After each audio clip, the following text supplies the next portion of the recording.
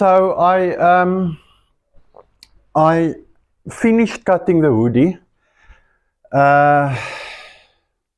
There's nothing left now. Remember now, the pattern that I used was that Easy Stitch pattern, and so all the print now sort of aligns. The only printing that I'm really aligning is the front pocket and the front panel. And then the sleeves look exactly the same. So if you sew them, they should be everything. Both sleeves should look the same when you look at it. I'm going to try and align the waistband as well at the bottom. And the hood, I'm using a double hood, so the inside will be black and both the hood panels look exactly the same, so they should align at least. The back panel also looks the same as the front panel. So when I sew the side seam, I will make sure that at least at those points they align, if I can, but they should. So the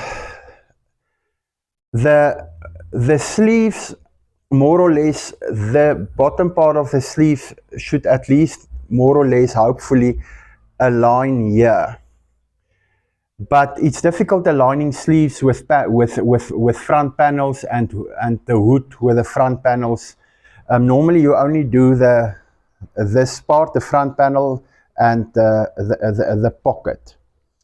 And like I said, these ones get knit. I'm going to put knit on the sides. And then will also be this ribbing or this rib knit on the sleeves. So the next step now is to sew the pocket. So I'm going to make short videos of every step. Remember now, I also do these videos for myself because I forget how to do things. And with that pattern, there are steps. But sometimes when I buy these patterns, I don't like their steps that they put out. So I do my own steps. But I'll post, when I'm finished with the steps, I will post them like I did with a beanie on my channel. But yeah, so the next step I think will be to do this. And then I think will be to either attach the front sleeve to the back, the front panel to the back panel, and then attach the sleeves.